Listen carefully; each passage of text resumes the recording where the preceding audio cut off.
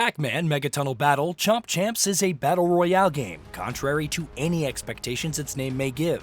Funnily enough, this isn't even Bandai Namco's first attempt at the same. It launched Pac-Man 99 for the Nintendo Switch in April 2021 to relatively decent praise. It also discontinued it about 2 years and 6 months later, hopefully not a sign of things to come.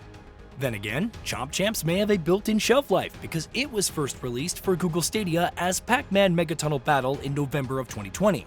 That's right, this is the OG Pac-Man Battle Royale experience, which eventually shut down with the service last year in January with all purchases refunded. The re-release offers a few tweaks and the addition of cross-platform play, but it's very much the same game.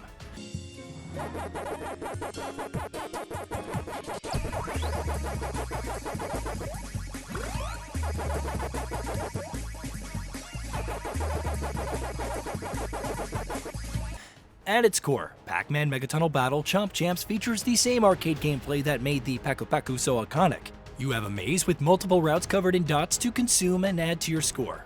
There are 4 corners with Power Pellets, which, when consumed, energize Pac-Man and allow for eating the ghosts pursuing you throughout the maze. Consuming the ghosts resets their position, but they're no longer rendered vulnerable upon respawning. As such, you need to predict their pathing, moving across the maze to maximize dot consumption and clearing the board. However, that's not the end. Clear out all the dots and your maze levels up, making it slightly larger and resetting the dots and Power Pellets. The ghosts also become faster, with clearing the board becoming more challenging. Lest you think it's an allegory for purgatory, with Pac-Man doomed to an eternity of gluttony. You see the doors. These lead to other mazes where other players run their respective rat races. As it turns out, your maze is one Pac Lake in a Pac Ocean. The game changes in earnest from there, as you're not just thinking about clearing your board, but consuming just enough until the doors to the other 63 mazes open.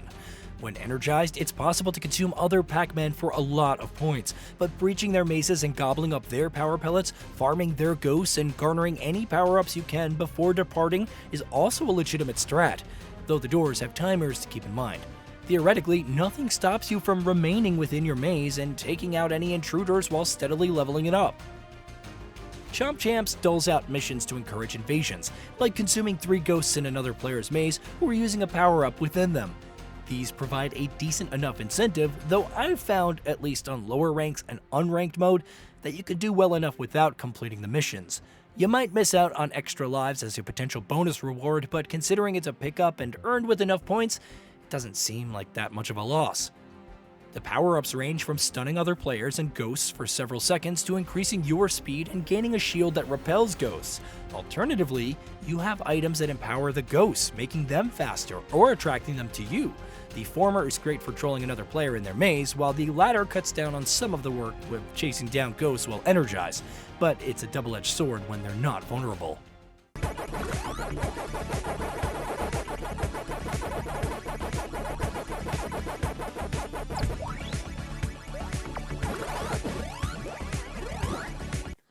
Nothing too crazy or over the top, but being able to store power-ups and use them when necessary adds another layer of strategy to the chaos. On its own, there's just something compelling about entering another maze like some multiversal invader, taking everything, wrecking shop, and just leaving. Or navigating across several mazes, picking up all the Power Pellets available until nothing remains. Or even find a maze with a few dots and then eat them to level up your own. When a player is eliminated, their maze collapses, narrowing the field until only 2 remain on a single screen. Most times, it may not even get to that point in unranked. You can often win by outliving the competition as they run out of lives, either to ghosts or other players. It can lead to a monotony at points, even though matches are fast-paced and end quickly. However, you may get that one player in ranked mode who knows what they're doing, manipulating the ghosts and carefully navigating around the Power Pellets to outplay you and win. It can be exhilarating, especially as the maze levels up multiple times and you try desperately to survive. Then again, it can also sometimes boil down to waiting for the stun power-up and incapacitating your opponents before getting a Power Pellet and consuming them. The competitive tension, however, by how ranked works. Unlike other competitive games, you fight for a spot in the top 32. As long as you meet that requirement, then you always have a 100% win rate. The higher your position, the more XP earned towards the next rank, providing some impetus to win. However, there isn't any feeling of loss. It doesn't seem possible to lose points in D rank, turning this into a long-term grind rather than a competitive journey with ups and downs. It's not the worst solution considering Pac-Man's score-based nature, but it makes victories feel hollow. Settling for 2nd or even 5th place is perfectly acceptable, especially if you only get a few points less than the competition. This means that you can cruise through the middle and latter parts of matches without worrying too much about completing objectives or consuming the competition. Some players also seem to be bots, which further lowers the stakes.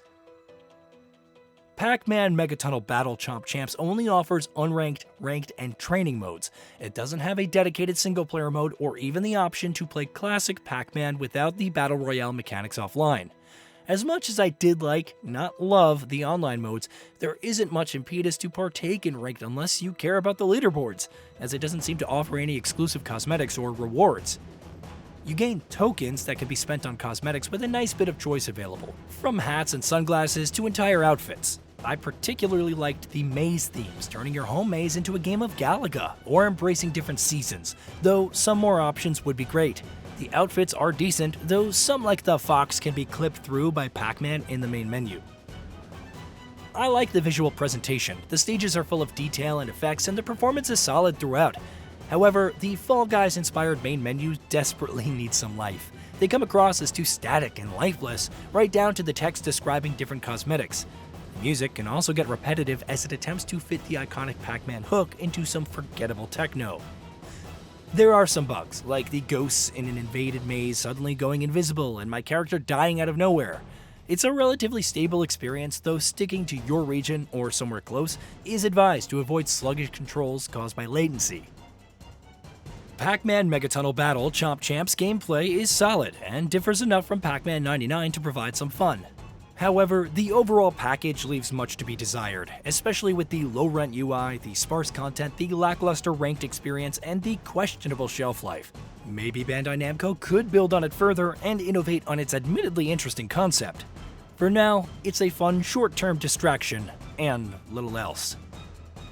Hey, did you know that we at GamingBolt upload new videos every day? Stick around, drop a like, subscribe, and hit that bell, and let us know what kind of content you'd like to see in the future with a comment below.